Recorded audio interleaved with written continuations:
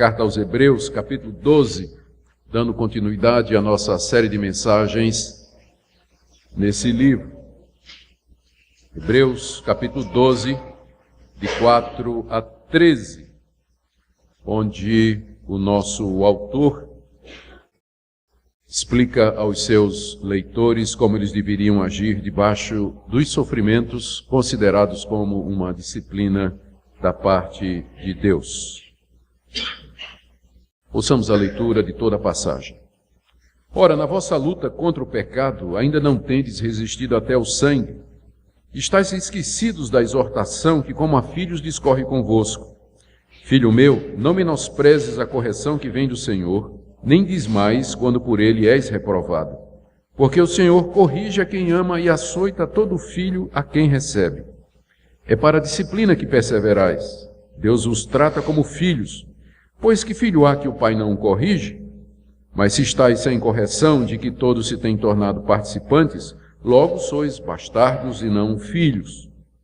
Além disso, tínhamos os nossos pais segundo a carne, que nos corrigiam e os respeitávamos. Não havemos de estar em muito maior submissão ao Pai espiritual, e então viveremos? Pois eles nos corrigiam por pouco tempo, segundo melhor lhes parecia. Deus, porém, nos disciplina para aproveitamento, a fim de sermos participantes da sua santidade. Toda disciplina com efeito no momento não parece ser motivo de alegria, mas de tristeza.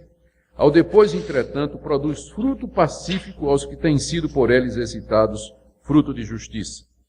Por isso restabelecei as mãos descaídas e os joelhos trôpegos, e fazei caminhos retos para os pés, para que não se extravie o que é manco, antes seja curado. Segui a paz com todos e a santificação, sem a qual ninguém verá o Senhor, atentando diligentemente, porque ninguém seja faltoso, separando-se da graça de Deus, nem haja alguma raiz de amargura que, brotando, vos perturbe, e, por meio dela, muitos sejam contaminados. Nem haja algum impuro ou profano, como foi Esaú, o qual, por um repasto, vendeu o seu direito de primogenitura. Pois sabeis também que, posteriormente, querendo herdar a bênção, foi rejeitado, pois não achou lugar de arrependimento, embora com lágrimas o tivesse buscado. Até aqui a leitura da palavra de Deus. Meus irmãos, os sofrimentos que acontecem com os crentes em Jesus Cristo, eles têm vários objetivos, de acordo com aquilo que a Bíblia nos diz. Para quem não usa a Bíblia para entender a realidade, a dor, o mal e o sofrimento são coisas aleatórias, sem propósito e sem sentido. Mas para quem crê na Bíblia, nada acontece por acaso.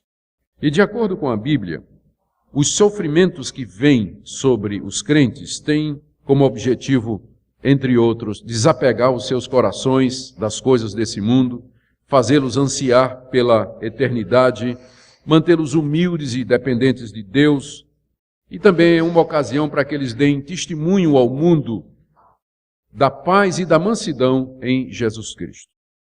Mas provavelmente o objetivo mais importante do sofrer na vida do crente é a correção dos erros de caráter, crença e conduta que todos nós temos.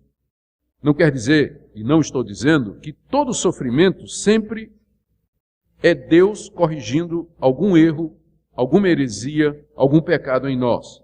Mas o que eu estou dizendo é que, com frequência, o sofrimento é usado por Deus como disciplina para corrigir falhas no nosso pensamento, na nossa conduta e nos amadurecer em alguma falta no nosso caráter.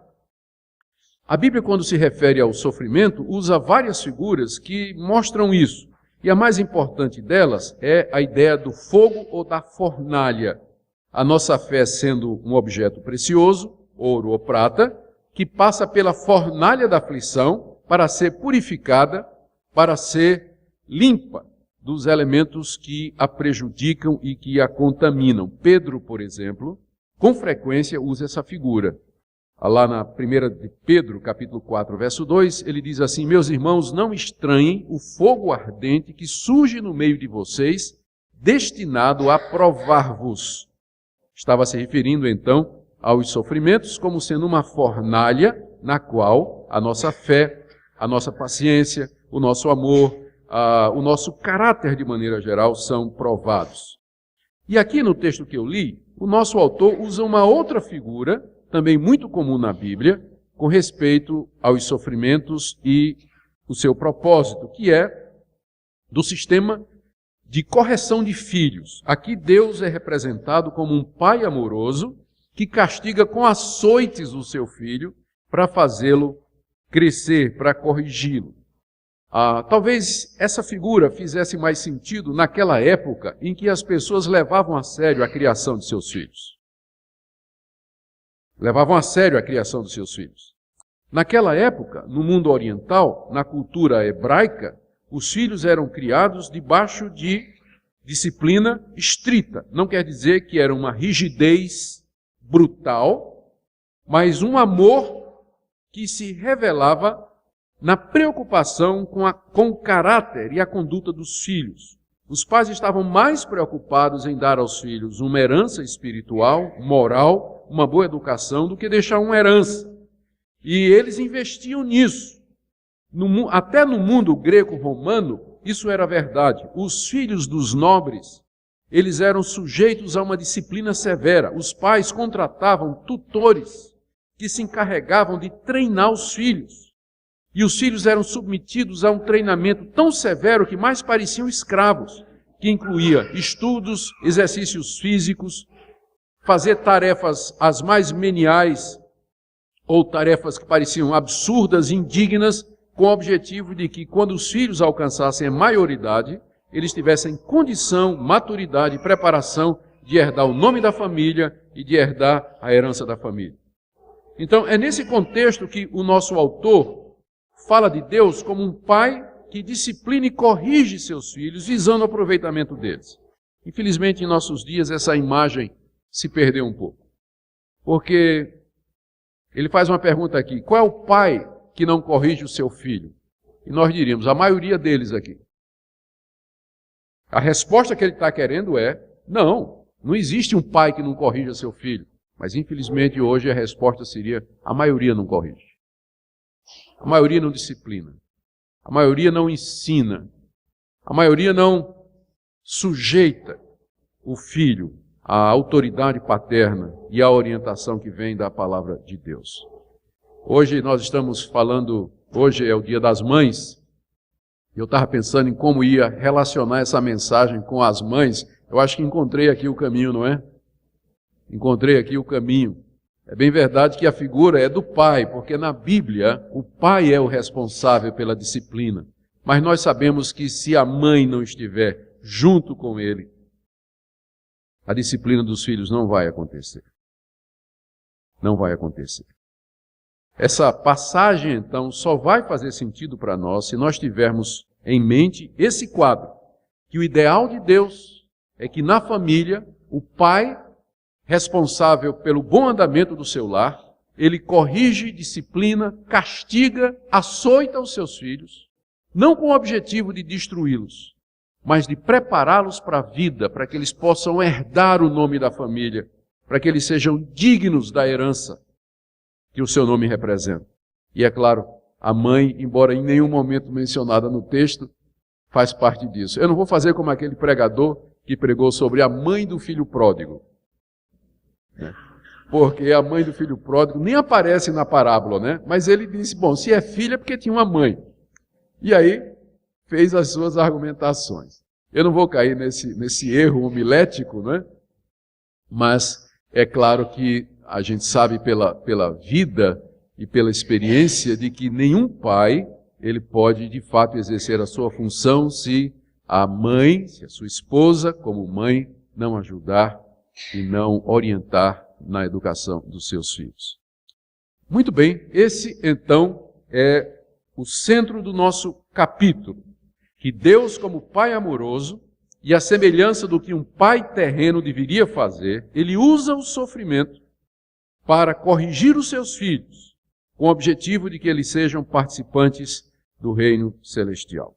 O nosso autor, então, faz 5 esclarecimentos sobre o sofrimento, versos de 4 a 11, e em seguida ele menciona 5 atitudes que os seus leitores deveriam tomar debaixo do sofrimento. Lembremos que os nossos leitores aqui, os primeiros leitores, eles estavam passando por severos sofrimentos, estavam sendo perseguidos por causa de Cristo, assediados pela polícia, intimidados, havia ameaças, alguns haviam sido presos, e com isso eles estavam muito tentados a voltar atrás, a abandonar a fé em Jesus Cristo, porque era por ela que eles estavam sofrendo, e voltar ao judaísmo, voltar à religião dos seus pais. Por isso era necessário que eles entendessem a razão do sofrimento e fossem orientados a respeito das atitudes corretas que deveriam tomar. Em primeiro lugar, então, os 5 esclarecimentos a respeito do sofrimento que o nosso autor coloca. O primeiro deles é que ainda não estava tão ruim quanto poderia ser. Eles estavam querendo desanimar, mas ainda não tinha ficado tão ruim quanto poderia. Poderia ficar muito pior. Verso 4. Ora, na vossa luta contra o pecado, ainda não tendes resistido até o sangue. Eles estavam engajados numa luta e o adversário era o pecado. E embora o nosso autor aqui não mencione um pecado específico, é evidente pelo contexto que o pecado contra o qual eles estavam lutando era o pecado da incredulidade, da apostasia, do desânimo e de voltar atrás na fé em Jesus Cristo. E era uma luta intensa. A palavra que é usada aqui para luta, na vossa luta, é a mesma palavra grega, é a mesma raiz grega de onde vem a nossa palavra agonia. Era uma luta agonizante, era uma luta que os envolvia completamente ao ponto deles agonizarem no sofrimento. Só que apesar de ser uma luta intensa e agonizante, ela ainda não havia chegado, como diz o nosso autor, ao ponto do sangue. Eles eram como lutadores de luta livre que estavam resistindo, apanhando de um adversário maior, mas ainda não tinham sangrado. A luta, mas ainda não tinham sangrado. Quer dizer, podia ficar muito pior. Quem já assistiu essas lutas livres aí sabe que numa certa altura o sangue começa a correr mesmo. Eles estavam na luta contra o pecado, mas ainda o sangue não tinha corrido. Ou seja, podia ficar pior. Não é tão ruim como parece. E essa é uma palavra boa para quem está sofrendo. Porque às vezes quem está sofrendo acha, eu nunca sofri tanto. Não pode ficar pior do que isso. Ninguém está sofrendo como eu. Nada, diz o autor de Hebreus. Eu não estou vendo nem o sangue correr do nariz ainda. Vocês não estão nem sangrando ainda.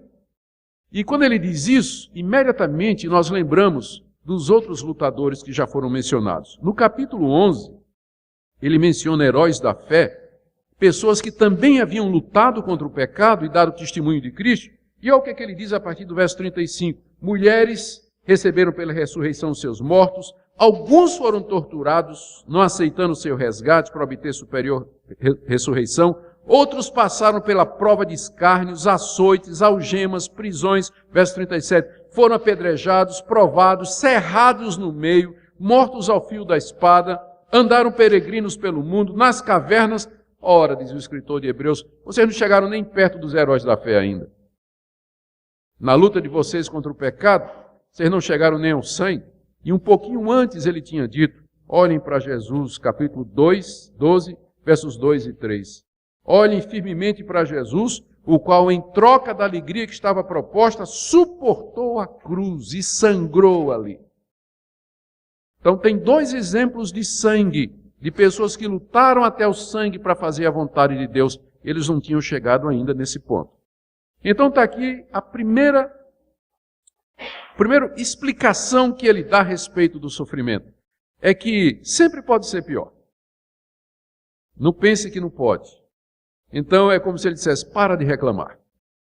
Você ainda não está sangrando, não estou vendo ainda o sangue descendo, como poderia acontecer. Lembra de Jesus que sangrou. Lembra de outros que sangraram. Mas, embora a sua luta seja intensa, uma agonia, ela não chegou ao ponto do sangue ainda. Ela não chegou ao ponto do sangue ainda. Portanto, ainda não é a hora de desistir. Ainda não é a hora de jogar a toalha, mas de perseverar. A segunda explicação que ele dá a respeito do sofrimento é que os sofrimentos devem ser vistos como essa disciplina paternal de Deus. Versos 5 e 6. Estais esquecidos da exortação que, como a filhos, discorre convosco. Filho meu, não menosprezes a correção que vem do Senhor, nem desmais quando por ele és reprovado, porque o Senhor corrige a quem ama e açoita todo filho que recebe. Isso aqui está escrito em Provérbios 3, de 11 a 12. Como judeus, os leitores da carta conheciam bem o Antigo Testamento e conheciam bem o livro de Provérbios, e particularmente essa passagem, que é citada muitas vezes no Novo Testamento. Esse capítulo de Provérbios que é citado muitas vezes no Novo Testamento. Lá estava escrito que Deus castiga e corrige os filhos a quem ama e a quem recebe. Portanto, eles deveriam evitar 3 coisas, que é o que geralmente acontece quando o menino está apanhando. O menino, quando está apanhando, ele tem 3 reações. Né? Criança, quando está sendo disciplinada, ele pode ter 3 reações erradas. Primeira é esquecer. Verso 5, estais esquecidos da exortação. Esquecer aqui significa não prestar atenção. Sabe menino que apanha e faz de conta que não está apanhando? Que está sendo disciplinado, está sendo castigado, corrigido? Ele diz, não estou nem aí. Eu não importo com isso. Não ligo. Pode fazer o que quiser. Para mim, tanto faz. Então, essa era a primeira atitude. O autor da carta aos Hebreus diz, prestem atenção. Não esqueçam que está escrito que Deus corrige os que são seus. Preste atenção no sofrimento. Não leve o sofrimento à contrariedade e à adversidade em vão ou como coisa leve, mas medite no motivo e na razão pelos quais estas coisas estão acontecendo. Segunda atitude que eles não deveriam ter, ainda no verso 5, não menosprezar a correção de Deus. Filho meu, não menosprezes a correção que vem do Senhor. Menosprezar é pior do que esquecer, porque significa endurecer o coração, blasfemar contra Deus, colocar a culpa em Deus no meio do sofrimento, como às vezes alguns filhos fazem quando estão sendo disciplinados, se voltam contra os pais.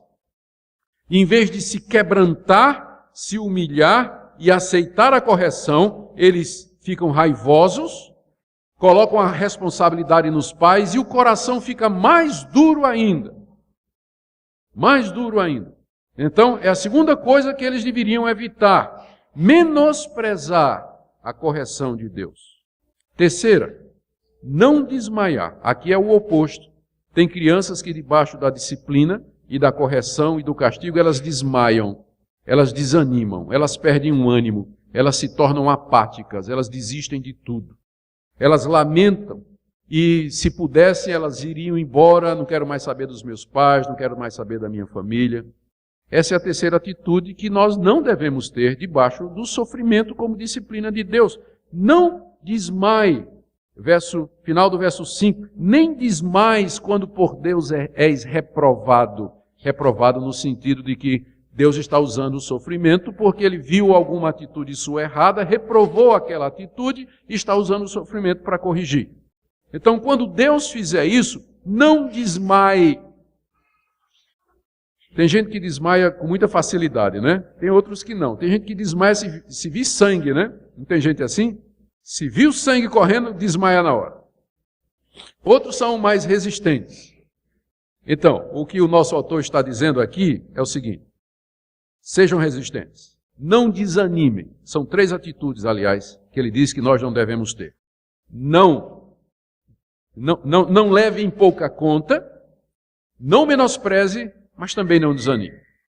A atitude correta, ele vai dizer mais adiante, nós devemos nos sujeitar a Deus e aprender, aceitar a correção de Deus, porque só assim nós podemos crescer. Mas antes dele dizer isso, ele explica por que é que nós não devemos menosprezar e desanimar. Ele diz no verso 6, é porque Deus faz isso porque nos ama, porque o Senhor corrige a quem ama e açoita todo filho a quem recebe. Eu sei que é muito difícil para um filho que está sendo açoitado dizer, isso é porque papai me ama.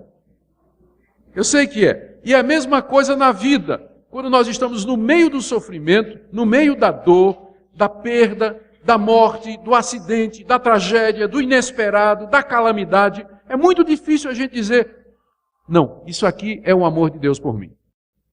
Mas nós não andamos por vista. Nós andamos por aquilo que a Bíblia diz. A palavra de Deus é a nossa única regra de fé e prática. E mesmo que você não sinta, e mesmo que não pareça, mas os açoites de Deus na sua vida são porque Ele ama você. Porque Ele corrige a todo filho que ama. A correção é prova de amor. Se você ama o seu filho, você vai corrigi-lo enquanto você tem oportunidade. Amar o filho não é deixar ele fazer o que ele quer, crescer aprendendo o errado, desenvolver hábitos errados que vão prejudicá-lo depois como adulto. Se você ama seu filho, você vai corrigi-lo enquanto você pode. De todos os meios possíveis. De todas as formas necessárias. E isso nos leva ao próximo ponto, a terceira explicação dele, é que a correção, na verdade, é a prova, não é mais do que uma demonstração do amor de Deus, é a prova de que nós somos filhos dele. Está aí no verso 7 e 8. É para a disciplina que perseverais, Deus vos trata como filhos, pois que filho há que o pai não corrige? Mas se estáis sem correção, de que todos se têm tornado participantes, logo sois bastardos e não filhos. Ele diz aqui no início do verso 7 que o objetivo da nossa perseverança, ou seja, ficarmos firmes debaixo do castigo de Deus, sem desanimar, sem menosprezar e sem esquecer, o nosso alvo é aprender a disciplina. É para a disciplina que perseverais. A disciplina aqui é uma vida cristã, disciplinada, equilibrada, madura, cheia do fruto da paz e da justiça. É o caráter cristão. É isso que Deus deseja. É para isso que nós perseveramos debaixo do sofrimento. É por isso que a gente aguenta os açoites de Deus, porque Ele está querendo nos ensinar a termos uma vida disciplinada. Só que Ele faz isso exatamente porque somos seus filhos. Versos 7 e 8. Como eu disse naquela época, os filhos dos nobres, eles eram submetidos a um treinamento severo, até como escravos, antes de poder herdar o nome e a fortuna do pai. Então, mas o filho bastardo, o filho ilegítimo, o filho da amante, esse o pai, o nobre romano, ele sustentava, mas ele não discipulava, ele não disciplinava, ele não corrigia, ele só dava o sustento, só pagava a pensão. Mas o filho da esposa, o filho legítimo, que ia herdar o nome dele, ele submetia a uma escola severa. Tinha que aprender muito, sofrer. Então, o sofrimento que vem sobre você, como o açoite de Deus, é a prova de que você é filho legítimo de Deus, e não um bastardo. Quando uma pessoa pode se enganar aqui, não é? Ela pode imaginar que, estou vivendo bem, está tudo dando certo na minha vida, mesmo que eu faça um monte de coisa errada, só dá coisa certa, isso deve ser porque Deus me ama. Não. É exatamente o contrário. Porque se Deus amasse você, Ele não deixaria você continuar no erro. Se Deus amasse você, Ele ia mandar o açoite quando você erra. Então não se iluda pensando que porque tudo vai bem na sua vida, isso é um sinal de que Deus lhe ama. Especialmente se você está fazendo alguma coisa errada. Porque na verdade pode ser o sinal de que você não é filho dele. Porque como vocês sabem, embora todos os seres humanos tenham sido feitos à imagem e semelhança de Deus, isso não significa que todos são filhos de Deus. E uma das marcas de ser filho de Deus é que a gente recebe o açoite dele. Por isso o sofrimento, longe de ser uma prova do desamor de Deus, é o contrário. Na verdade é a prova do amor dele, porque o pai que ama o filho e quer o bem do filho, vai corrigir o filho. Vai disciplinar o filho, ainda que para isso tenha que infligir alguma medida de dor e sofrimento na criança. Essa é a prova de que somos filhos de Deus, é a terceira explicação que o nosso autor está dando. A quarta é que, para que essa disciplina funcione, produza efeito, é preciso que nós nos sujeitemos a Deus. E aqui ele faz uma comparação entre os pais terrenos e a nossa sujeição a eles, e a Deus como Pai espiritual e a nossa submissão a Ele, versos 9 e 10. Além disso, tínhamos os nossos pais segundo a carne, que nos corrigiam e os respeitávamos. Não havemos de estar em muito maior submissão ao Pai espiritual e então viveremos? Pois eles nos corrigiam por pouco tempo, segundo melhor lhes parecia. Deus, porém, nos disciplina para aproveitamento, a fim de sermos participantes na sua santidade. Ele está fazendo uma comparação aqui que fazia perfeito sentido naquela época, eu já disse. Ele diz assim, olha, nós tínhamos os nossos pais, segundo a carne, que nos corrigiam. Naquela época isso é verdade. Infelizmente hoje, como eu já disse, nem sempre acontece, pai não corrige filho. E ele diz, e nós os respeitávamos. Também era verdade naquela época que os filhos respeitavam os pais. Hoje em dia é muito difícil encontrar um filho que mostre de fato respeito aos seus pais. Acato. Honra. Você vê muita rebeldia, rebelião, desprezo, tratamento indigno do pai, da mãe. Mas como eu disse, a Bíblia, que é a nossa regra de fé e prática, de acordo com ela, compete ao pai corrigir o filho e compete ao filho se sujeitar ao pai. E é partindo desse paradigma que ele faz a comparação ou paralelo com a correção que vem de Deus. Ele diz assim, os nossos pais nos disciplinavam por pouco tempo, é só o tempo da nossa vida, faziam isso conforme achavam correto, portanto, eram limitados, e visavam somente corrigir falhas e defeitos presentes. Em contraste, Deus é o nosso Pai espiritual, Ele não é o Pai carnal, mas o Pai espiritual, que sabe todas as coisas.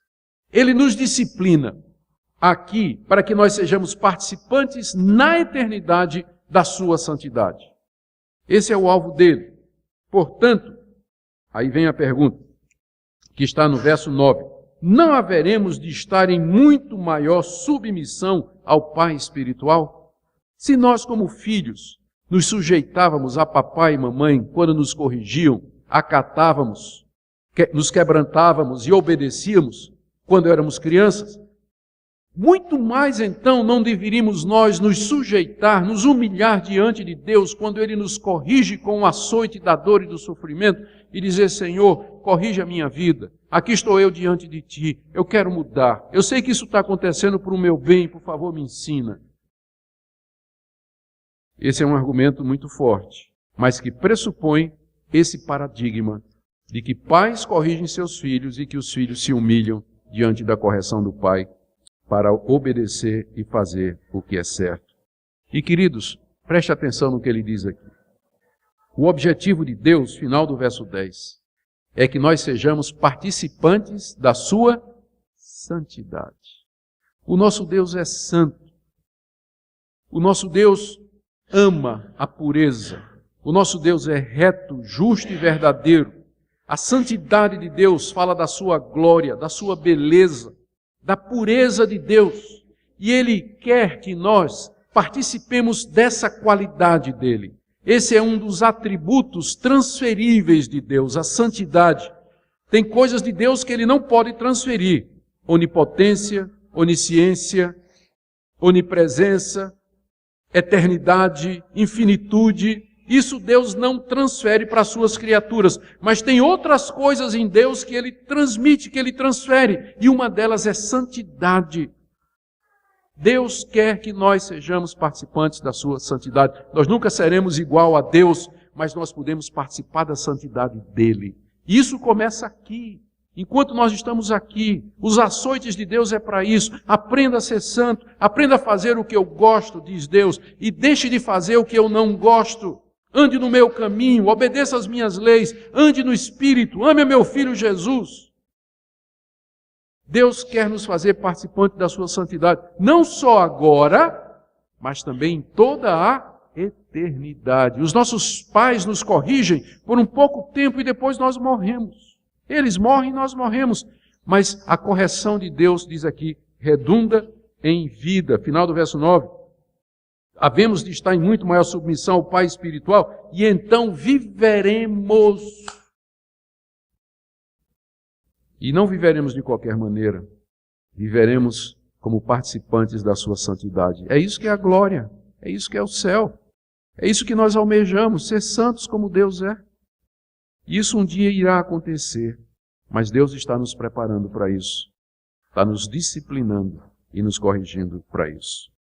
A última explicação que ele dá aqui, queridos, a respeito da natureza do sofrimento, é que o resultado final compensa. Verso 11. Toda disciplina com efeito, no momento, não parece ser motivo de alegria, mas de tristeza. Ao depois, entretanto, produz fruto pacífico aos que têm sido por ela exercitados, fruto de justiça. Ou seja, no momento presente, a disciplina de Deus não parece de fato ser um motivo de alegria. Eu não me lembro, disciplinando os meus 4 filhos, de nenhum deles que ficava alegre no momento em que a gente tinha que sublinhar alguma verdade que tinha sido esquecida ou desobedecida. Não é, o que tinha era choro, o que tinha era rostinho triste, né? Nariz sungando, né? Lágrimas escorrendo, era isso que tinha. Então, no momento, não parecia motivo de tristeza. Mas eu não sei quantos de vocês, pais, se recordam que depois da disciplina aplicada, como a criança se alegrava. Quando passava aquele momento e ela aceitava, ela se sentia livre, ela se sentia feliz, abraçava a gente, beijava a gente, dizia o quanto nos amava. Eu tenho certeza que todo pai e toda mãe que corrigiu seu filho da maneira correta percebeu isso. No momento era nariz sungando, lágrimas escorrendo e tristeza no rosto. Mas depois um coração alegre, um sorriso, um beijo e um abraço. É assim que funciona também. No momento, o açoite de Deus, ele não parece motivo de alegria, mas de tristeza. Aliás, o alvo de Deus é nos entristecer mesmo, é tirar do nosso rosto esse riso falso. E dizer, não está na hora de você estar rindo.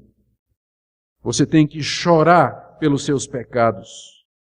Você tem que se entristecer pelo que você fez. Então a disciplina produz essa tristeza segundo Deus.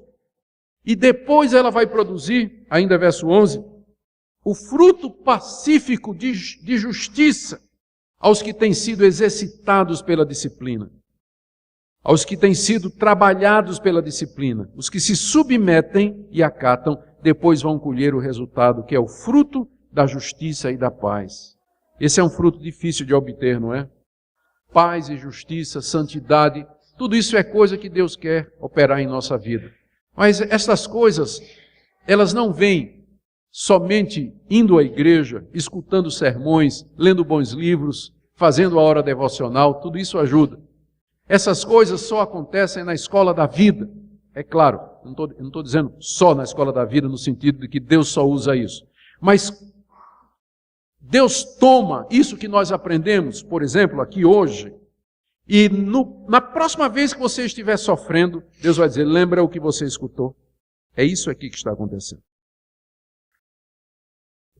É na vida diária que Deus nos ensina, pela dor, pelo sofrimento, pela tristeza, pela perda. E o objetivo em tudo isso, que o nosso autor deseja que os seus leitores estejam cientes, é porque Deus nos ama e Ele visa o fim maior. Não tem jeito. Deus tem que cortar aqui, emendar ali, costurar acolá, para nos fazer semelhantes a seu Filho, para que nós sejamos participantes da sua santidade. Hoje à noite eu termino o sermão, porque ele acabou ficando muito longo, não é? E eu não quero aqui ser disciplinado pelo pastor por estourar o tempo da escola dominical. Hoje à noite nós continuaremos a segunda parte, mas deixe-me concluir com isso. Nós seríamos mais felizes, nós seríamos crentes melhores se nós usássemos o sofrimento que nos acontece, a perda, a contrariedade, como instrumento de Deus para nos corrigir. E a orientação que eu daria a nós, a você, no dia de hoje, nessa manhã, é que quando a dor vier, quando o sofrimento vier, não faz mal você chorar, não faz mal você ficar triste, não faz mal você ficar abatido, mas não desanime, não menospreze a correção de Deus e não esqueça de que Deus faz isso com quem Ele ama. Isso não é um sinal do desfavor de Deus ou do desagrado de Deus, ao contrário, é Deus fazendo o seu papel de pai. É isso que Ele está fazendo com você. E cabe a você perguntar, Senhor, exatamente o que o Senhor está querendo corrigir na minha vida? Onde é que eu preciso crescer? Às vezes você precisa aprender a ser mais humilde.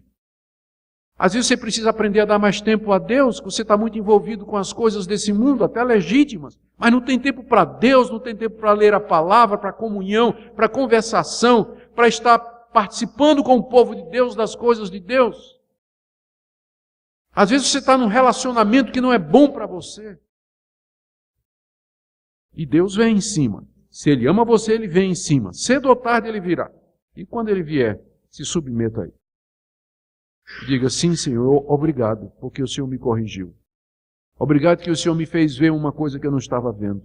Obrigado que o Senhor me dá a chance de eu crescer e de mudar. Que Deus abençoe a sua vida, meu irmão ou minha irmã. E a última palavra é, hoje é o Dia das Mães, não é? E é claro, nós temos, e eu quero fazer duas aplicações. A primeira dela para as mães. Eu creio que está muito claro, embora o pai tenha sido o objeto principal do texto, a importância da disciplina do filho. A importância de corrigir o seu filho. E a segunda aplicação aqui é para os filhos. Eu espero que vocês tenham compreendido a importância de seus pais. Embora a mãe não seja mencionada, ela está incluída aqui. A responsabilidade deles, portanto, quando papai e mamãe corrigem, quando papai e mamãe diz não, não vai, coloca de castigo ou qualquer outra medida mais séria, é apenas dizendo, eu amo você tanto que eu não vou deixar você fazer o que você quer. Eu te amo tanto que eu vou negar o teu desejo, para o teu bem, porque eu sei melhor, porque eu já vivi mais, porque eu conheço o mundo no qual você está apenas começando a se aventurar. E que no Dia das Mães, então, hoje, você se lembre disso. E diga assim, mamãe, eu estou te dando um beijo, um abraço, não estou pedindo para você me dar uma surra, mas eu quero dizer que eu quero acatar a orientação que você e papai me derem para que eu possa ser melhor e servir a Deus. Amém? Nosso Deus, oramos pela igreja, oramos pelos que sofrem, os que estão debaixo do teu açoite, dá que eles não menosprezem, dá que eles não esqueçam e dá também que eles não desmaiem. Mas, Senhor, que entendam a tua mão bondosa e que possam se corrigir, crescer, para serem participantes da tua santidade, para viverem e produzirem um fruto pacífico de justiça. Oramos pelas mães aqui presentes também, por aquelas que têm filhos rebeldes, maridos omissos na disciplina dos filhos e na conduta do lar. Dá-lhes a tua graça e misericórdia. Oramos pelos pais da igreja que aqui se encontram. Ó Deus, que eles sejam levados à sua responsabilidade, que eles possam refletir a paternidade divina, amar o seu filho tanto que se preocupa com a vida dele e na correção dele. É o que nós te pedimos em nome de Jesus. Amém.